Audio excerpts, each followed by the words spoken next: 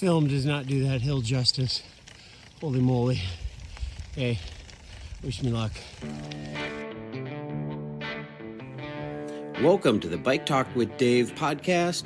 I'm your host, Dave Mabel, and for this episode, I'm coming to you direct from the Driftless 100 in Elkader, Iowa. I'll take you along on the ride with me and talk with some of the folks who made this ride happen, as well as the pointy end of the 100-miler. So grab yourself a cup of Chain and Spoke coffee and come along with me on this beautiful gravel ride through the mountains. Through the driftless hills of northeast Iowa. As far as like going downhill, if you guys have never gone down 50% grade, you want to start braking before you get to it, okay? That's about all I got. So we are 5 minutes out from getting started here. Remember, you're just going to follow the ambulance. Make sure that you hit the timing strip on your way out of the park here, okay? So 5 minutes and the gun will go. After a countdown from 10, we were off. I did the 60-miler. A couple of hours before us, the 100-milers took off, and the 30-milers started an hour after us. After a mile or so of a neutral rollout, we hit our first climb. So steep and so big that a decent percentage of riders resorted to walking. And this in the first couple miles. This opening salvo was not the kind of thing that you say, "Whew, glad that's over," because it was really just an appetizer. Dinner had yet to be served. 28.45 miles. All I'm going to say is I did not walk. Holy moly, that was steep. Hashtag have the right gearing and even right tires. Slipped out a couple times, but sat right down and got traction again. Oh boy, still climbing. The beauty of a hill you got there.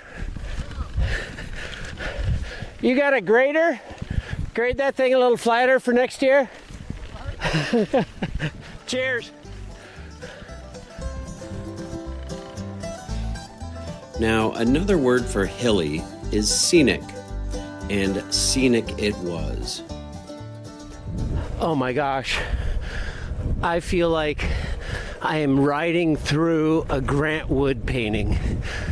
I've lived in Iowa on and off my whole life, and this is stuff I've never seen. It is gorgeous. Seriously breathtaking.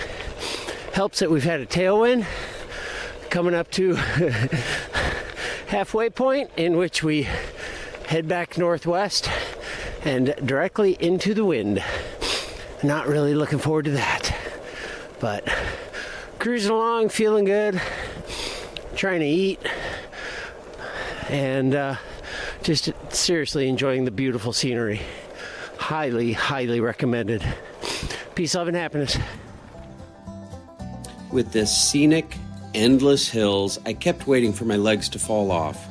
And while they didn't, time did seem to slow down.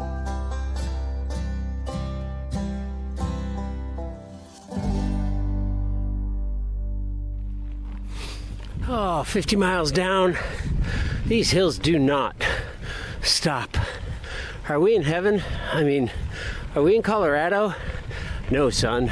You're in Iowa. Does not feel like it. Hoo-wee. The weather definitely took a turn for the worse, too. Going into the wind. Of course, when you're down in the valleys, that's all right. Can you hear it howling, or is my dead cat doing its job? Whew. We're up on a ridge now. Of course, it was a monster climb to get here. They're just long climbs and steep. Holy moly. Well, 10 to go. Miles are clicking by like molasses, but they are clicking by. Nice aid station at around 45 miles. Peanut butter sandwiches. It's a delight. That was only 4 miles ago, and I feel like it was an hour ago. Anyway, clicking along. Great route. Highly recommend this ride if you want a beautiful challenge. I finally crested the final hill. We'll talk about that beast, rather the last string of beasts, a little bit later with the director Matt Fassbinder. But for now, after coming down off of the ridgetop and onto the river valley with about 2 miles to go, I assessed my situation. There was nobody ahead of me to try and catch, and the nearest person behind me was half a mile back. I could just take it home. And about 1.5 miles to go, we hop on an old rail trail through a thick canopy of wind-sheltering trees that was super nice. Home free. A few minutes later, I glanced back just to see if anybody's hunting me down. Wait, is that a couple of riders? Nah, it couldn't be. There literally was nobody behind me. It must be some trees or fence posts or something. So I roll on. I look back again and holy crap, there are definitely 2 riders bearing down on me. I'm like, what the heck? So I drive a little harder, but they are reeling me in easily. 100-mile winners, I say to myself, knowing that they are coming in on the 7-hour mark. As they near, I see it's a guy and a girl in matching kits. I see from their number plates that they are in the 100-miler. I jump on their wheel as they pass, as we navigate up to the finish line. I roll up next to them. It is the women's winner, Sarah Witter. I congratulate her, and then I threaten to sprint her out for the line coming right on up. Hey, we are here with the women's 100-mile. I can't believe you went 100 miles today. Winner. What's your name? Where are you from? Sarah Witter, Menominee, Wisconsin. Menominee. Yeah. That's just a fun word to say, isn't it? Is it? It is. Fun It to is. spell, too. Menominee, yeah, no doubt. I think Menominee might have been in our Say This Wisconsin Town video, Cyclocross Magazine. We did that, I don't know, probably 5 years ago. Nice. Me no money. Yes, it was, isn't it? Nice. Me no money. Me no money. Anyway, okay. Should have been Oconomowoc. That's hard. Oh, we had Oconomowoc. You should watch it. I'm gonna have to find you and watch it. Cyclocross Magazine. Look for Name That Wisconsin Town. Okay, fun. So let's talk about today. Okay. Again, how did you do 100 miles today? That was a hard day. It was a hard day. Real hilly, no flats, except for when you were going into a headwind. For sure. But it was beautiful. Beautiful course. Didn't rain too much. Got hailed on a little bit. And slow and steady wins the race, you know? Just lock it in. Stay behind your power meter. Now, I hear there was some dude that wanted to out-sprint you at the finish line. Yeah, but he didn't do it. No, that's good of him. That's very nice of him, wasn't it? I think he sat back and let you have the moment to yourself. So, You know, only history will ever know that. for sure. What's your racing like? What do you do? What do you like doing? This is my first gravel race ever. You're lying to me. I'm serious. Wow. Yeah, I normally do triathlon, and my husband and I are training for some road ultra riding. Like on pavement? On pavement. Okay. Yep, cleaner. Yep. But yeah, we got one more gravel race in the Gravel Drama out of Pepin. This is our car right here. And yeah, I don't know. Long raw doing Race Across the West, and then are ya? Oh, yeah, that's coming right up. Yeah, in June. Yep. And then got some tries after that. That's awesome. Congratulations. Thanks. I feel like triathlon is a good kind of segue to gravel. I feel like people who come from triathlon. Well, I mean, I'm not talking about bike handling here. Yeah. Okay. But good. I am talking about just fitness and being able to Yeah. power through. Yeah, I think what's her name? Heather Jackson, I think, just won BWR California. Yep, So. for sure. Izzy's a triathlete. Yeah. I don't know her last name, but Yeah. I don't think it's uncommon to come from tri. We're strong, can go long. For sure. Did you have a favorite hill out there? One that you remember? Ooh. I don't know. Favorite. That's rough. Least favorite? Least favorite, the Beast. I learned it was called the Beast. It was like it was 80 miles, like super steep.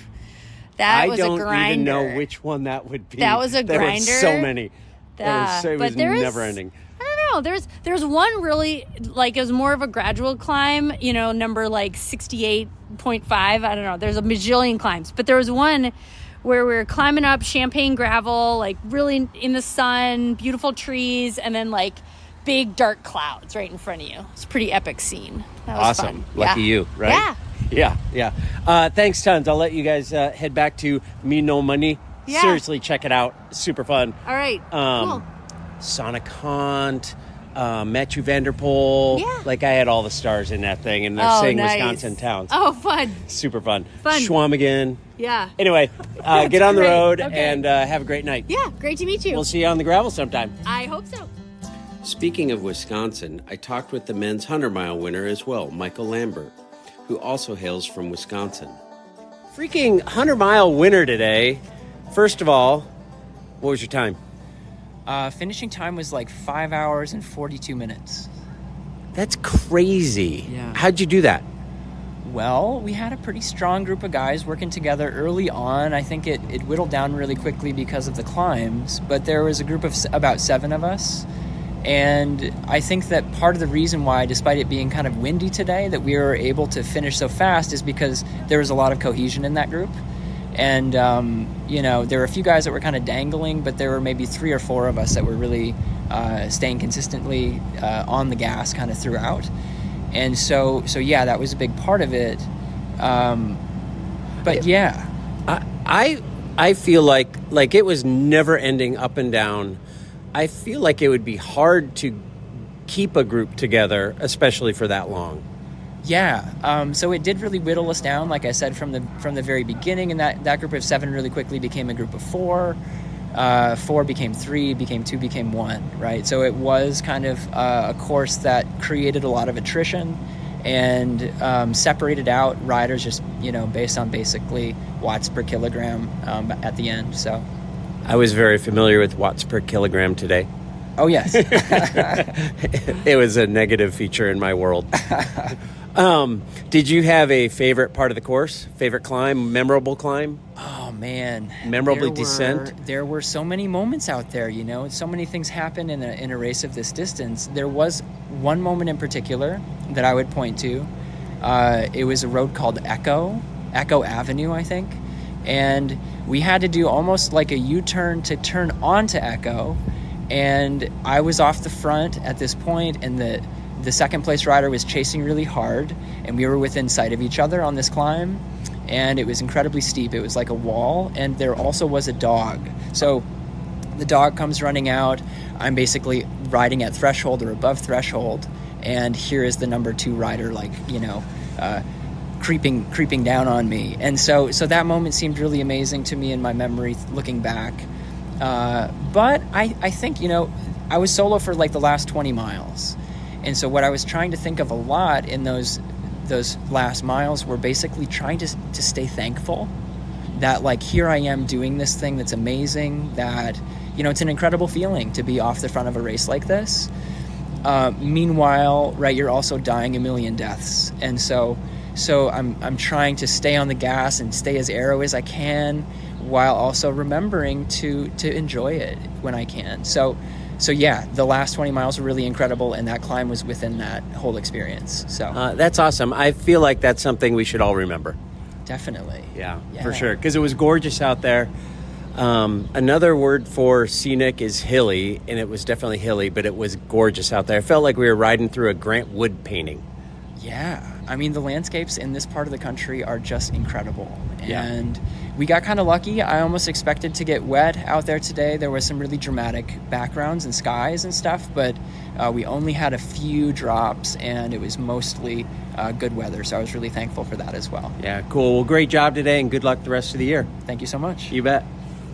Thanks, man. Yeah, Appreciate pleasure. it. And on Sunday morning, I ran into women's second place finisher, Tori Lassiter. Tori Lassiter, second place in the Hundo, I'm calling it the Hundo, which is a 100-miler, at Driftless. Whew. You're not from Northeast Iowa. No, I'm actually from Texas, which where I'm from is quite flat as well. Not Austin Hill Country? No, not the hill country. No. How'd you find those hills? They were actually pretty good because I was expecting them. Obviously, Garmin tells you there's 24 categorized climbs. There were a lot more than And there 24. was a few they forgot to categorize for sure. So I was definitely expecting it. Definitely had to use my granny gear for most of them, but never had to get off and walk, so that was good. Nice. In 100 miles you didn't? In 100 miles I didn't. Nice. And I found the descents to be a lot less challenging than I was expecting because the gravel conditions were so good yesterday. You could actually ride the descents instead of gripping your handlebars and hanging onto your brakes and trying not to skid out. In terror? Right, Yeah. exactly. I did a 60-mile race down in Arkansas called Hazel Valley Rally a couple months ago, and it was similar elevation profile, about 100 feet per mile, but the conditions of the gravel there were so much more challenging, so it was very difficult for that amount of elevation, whereas yesterday I felt like it was a lot more manageable. Nice. How'd the race play out? You finished second, maybe 5 minutes down on the Victor. How'd the race play out? Did you know where you were positioned at all? I had no idea where I was positioned. I started kind of far in the back because I'm still not super comfortable riding in groups, so I'd rather just work my way up. So there was a huge hill at the very beginning, first couple miles in, so I knew I passed a couple females on that hill, had no idea who else was in front of me. And then kind of played leapfrog with about half a dozen people for the next 30 miles where, we had different strengths on the climbs versus descents. But after I'd say mile 35, I was pretty much just solo and kind of just worked my way up and passed a few people towards the end, but really didn't have any idea what place I was in overall or if there were any other females in front of me. So. The hills were definitely the main character in this race, but there was also wind. How'd you handle the wind? It actually wasn't too bad yesterday. I feel like I've been riding in the wind so much recently with it being Iowa spring and open farmlands with nothing to block the wind that I think I was mentally prepared for that. And I'd looked at the hourly forecast and saw okay, we're gonna have 14-mile-an-hour headwind for the last, 20 miles probably. And I felt like the hills did actually help to block the wind a little bit more. So that wasn't too bad. Yeah, there were definitely some ridge lines though that you get up there and then it's wide open into the wind, and that was, for me, that was a challenge for sure. How'd you like the race? It was awesome. I would definitely come back and do it again. Like I said, the route itself was so great with it being, almost 90% gravel. The race, director and all the volunteers were super helpful. I didn't really stop at the aid stations much. I stopped at the last one because they said they were going to have sausage on a stick there. So I did take a corn dog to go from the last aid station and ate it on the road. That's definitely unique. I don't think I've ever run into a corn dog at an aid station. That's kind of fun. Where'd that idea come from? Do you know? No idea. We're sitting here. Corey Rude's still here. What's up next for you? You're freaking rocking it. You're rocking the gravel. Well, thank you. The main thing is Unbound. I'm doing the 100-mile in June, and then I'll probably jump in a couple races between now and then, but not really sure with my schedule what it's going to be like. So that's a good thing about gravel races is a lot of them you can jump in last minute, although they are getting more and more sold out as it becomes more popular, so you have to plan ahead a little better. Yeah, no doubt. So Unbound's on the list? It is. Nice. Do you ever envision the 200? Like you seem to have this 100K to 100 mile going pretty well. I definitely think that I could see myself doing a 200. I come from a running background and I've done ultra marathons and done 100-mile races, which take a lot longer running in the mountains than they do riding on a bike. So I think the time of it I could handle. Yeah, and I don't know, it might be fun to have you on. It's not biking, but you did the Pacific Crest Trail. Correct. I did cool. Most of that a couple years ago. Yeah, awesome. Well, maybe we'll have to chat about that sometime when you're not putting people's legs back on. ER doc of the future, right? Correct. Yeah, that's awesome. That's the plan. Awesome.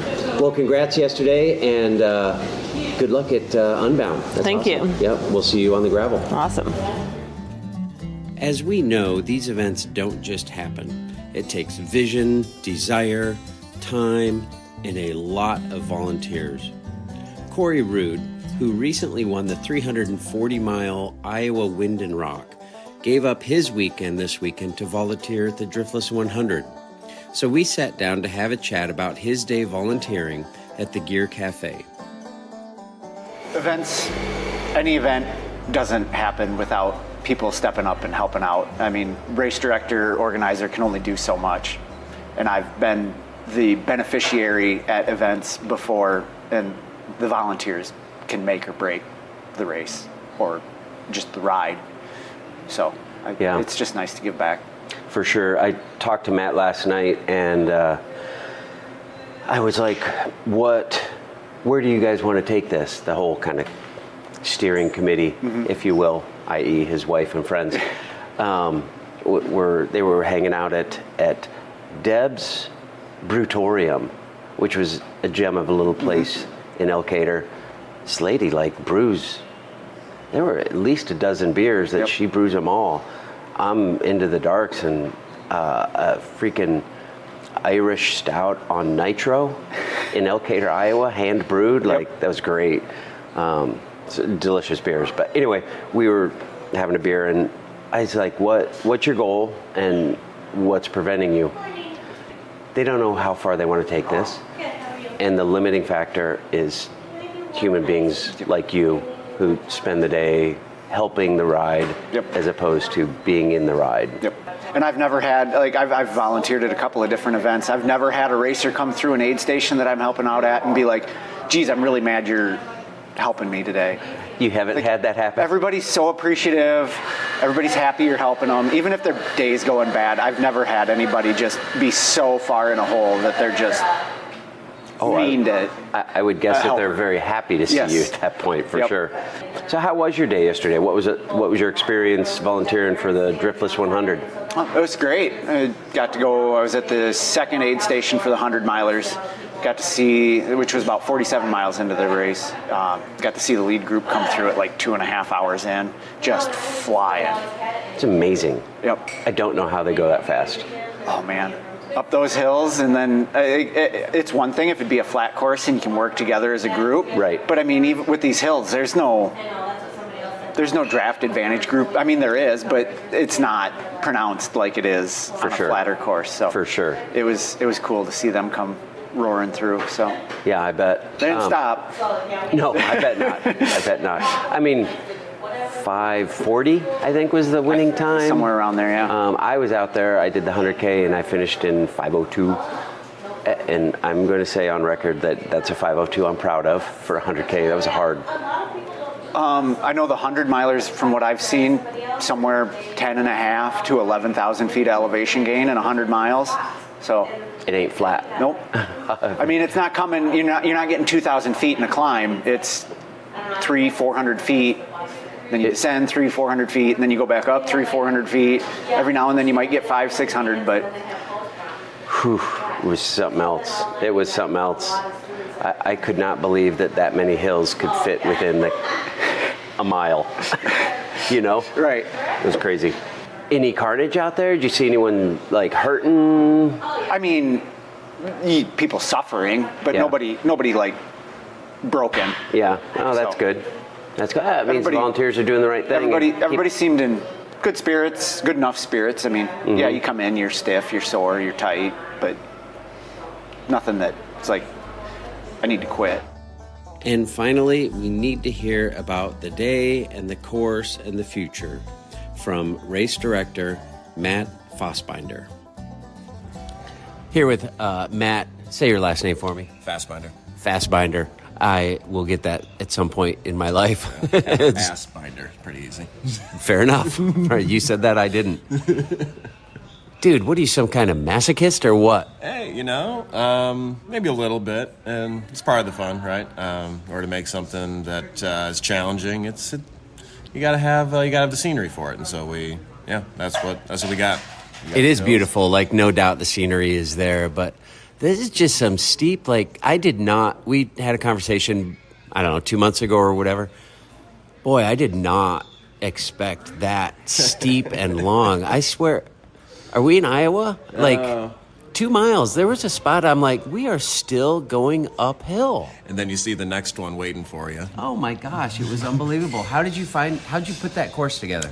Just go out and riding. Love to ride out here. We were talking earlier about, like, I love mountain biking, but we just don't have the trail systems around here, and so our gravels kind of become that. And some people are using mountain bike gears. Like, that's kind of the terrain that we have, and our gravels just kind of turn into that kind of entertainment. And I just go out and kind of find what's beautiful but also challenging parts of the area, and You did find what's challenging in the area. Holy moly. At 6 to go, you start going uphill. And at 5.5, you kind of crest over the top of this hill. And I'm thinking, 5.5 miles to go? Like, there can't be many more of these when they're a half mile long. Because you got to go down for a half mile. Mm-hmm. So I'm doing the math, and I'm like, maybe 2 more climbs. How do you find that many hills? There were 100 hills for the next mile. That was mean. Oh, yeah. You got to have something spicy to end it on. Dude, describe that mile between 5 to go and 4 to go. Oh, yeah. Well, so coming down into Motor Mill, that's about like 5.5 left. You cross this nice old iron bridge. You got the limestone buildings that you go through, kind of our iconic pictures. You got the Yeti down there waiting for you. And then suddenly it's like, oh, we are at the bottom of the river valley. And suddenly it's like, oh, we're slowly climbing. And then you hit one wall that's about half mile long. And then it's like, okay, we're about done. Then you start just these uphill rollers. Steep uphill rollers. And at that point in the race yesterday, where you're into the wind, so by the time you hit the bottom, you have no momentum. It was exactly that. Like, there weren't a ton of trees around, and so you were getting the full force of that wind right in your face. Yep. Like, there was somebody walking on every hill. Oh, yeah. Every single hill. Oh, yeah. There was somebody walking. My whole goal was to not walk. Yep. It wasn't to win. It was to not walk. I saw a lot of people showing up with mountain bikes, and honestly, it was probably a good move for a lot of people. Just get that big range, obviously on the flats that really don't exist. I mean, there really aren't that many flats around here unless you're in the river valley, and our ridges don't really have much of...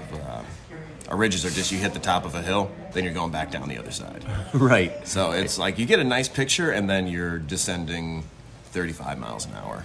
Yeah. And then you hit the next hill. It's just... I do have to say the gravel was perfect. Oh, yeah. It was like literally pavement with some sprinkled rocks on top. The dirt highways. It couldn't have been better dirt-wise. Mm-hmm. How was the race for you?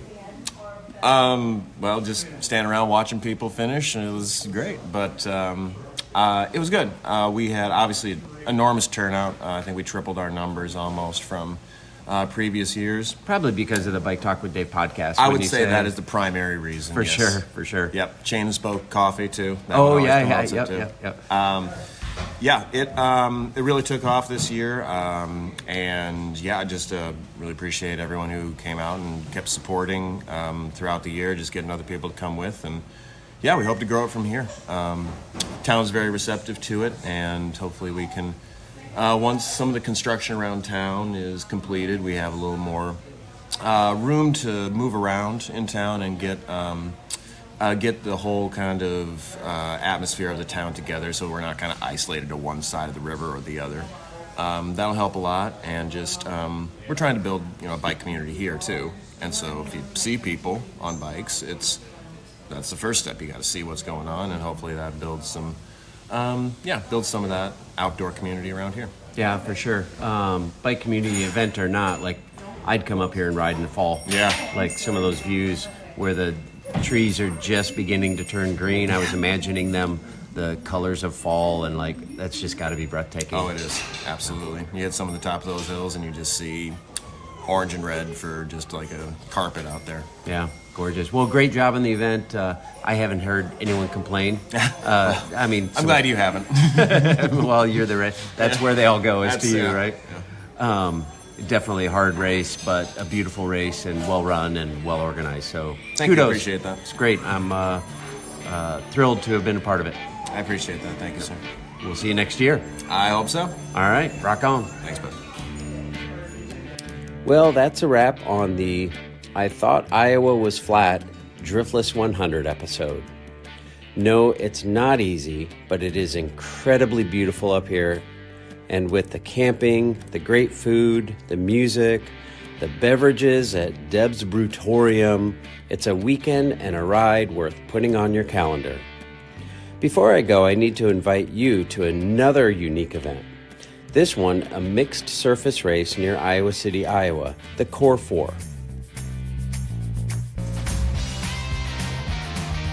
When the folks at Core 4 say no surface untouched, they mean it. Champagne gravel, pavement, speedy single track, and all the level B roads. Core 4 doesn't stop at 4 surface types. They've got an ethos to get all bodies on bikes, and it comes through initiatives which support socioeconomic justice, gender equality, and bike advocacy.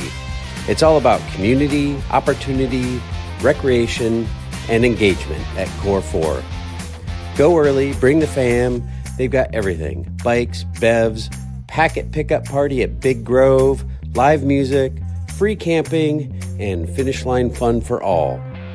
Do not miss the No Surface Untouched action in Iowa City on Saturday, August 19th. 100, 50, and 25-mile options. Follow along on Instagram at Core4Bike and get in the lineup.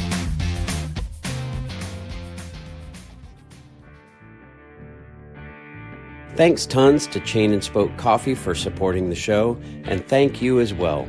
Please rate and review on your favorite platform, and if you'd like to support the show financially and help make more experiential episodes like this possible, head on over to buymeacoffee.com. I'll put a link in the show notes. Thanks also to BikeIowa.com for being the online host. And if you'd like to keep in touch, look for Bike Talk with Dave on Facebook and Instagram. Or click on biketalk.bike to stream every episode. It's Bike Month, so get out on your bike and enjoy the ride.